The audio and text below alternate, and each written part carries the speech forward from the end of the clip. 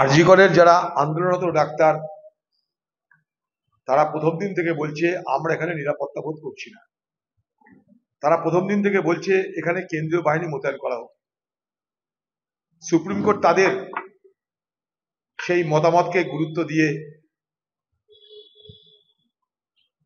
আজকে কেন্দ্রীয় বাহিনী মোতায়েন করার যে সিদ্ধান্ত নিয়েছে, এই সিদ্ধান্তকে আমরা সবাই স্বাগত জানাই।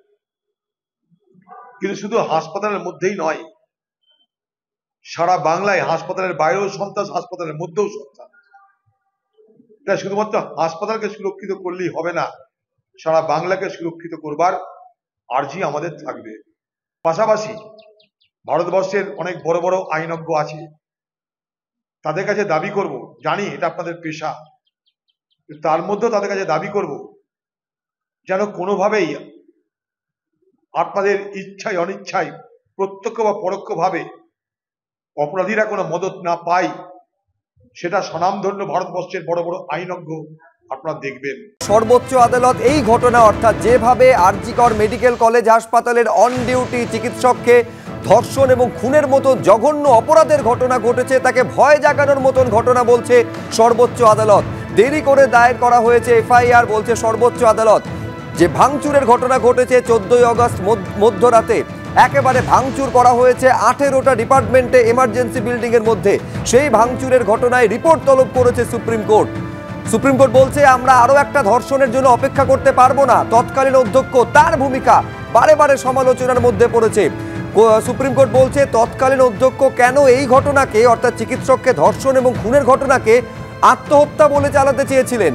হাসপাতালে কি করে বহিরাগতরা ঢুকে হামলা চালালো, এই প্রশ্ন করছে সর্বোচ্চ আদালত। অর্থাৎ পুলিশের ভূমিকা, হাসপাতাল কর্তৃপক্ষের ভূমিকা বারে বারে আজকে সুপ্রিম কোর্টের পর্যবেক্ষণ এবং শুনানি চলাকালীন প্রশ্নের মুখে পড়েছে।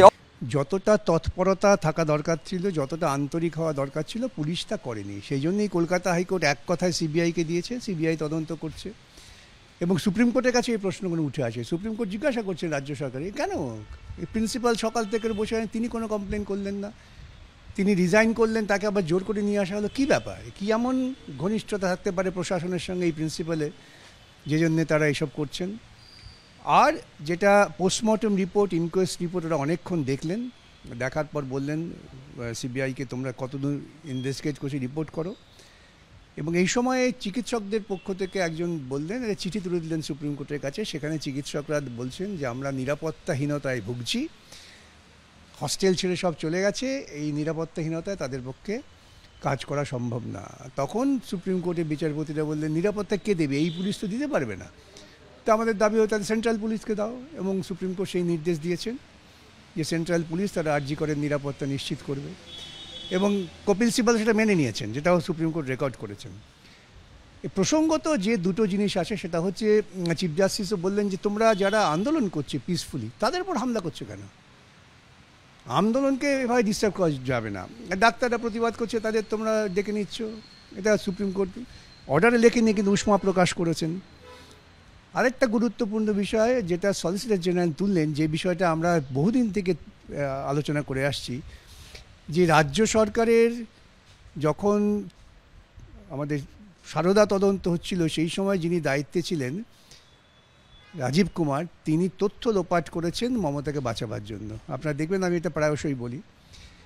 তো সেই যখন মমতা 4 দিন সময় চাইলেন, সঙ্গে সঙ্গে আমরা হাইকোর্টে গেলাম, এই 4 দিন সময় চাই আমার তথ্য লোপাট করা, কেন এটা মমতার এক্সপিরিয়েন্স আছে। এবং আজকে এটা সলিসিটর জেনারেল কিন্তু আদালতে বললেন যে একেই করা হয়েছে ডিজিপি, সুতরাং এটা কোর্টের ভাবা দরকার। প্রশ্নগুলো এসেছে সব সামনে, যত আলোচনা হবে এইসব প্রশ্নগুলো আসবে।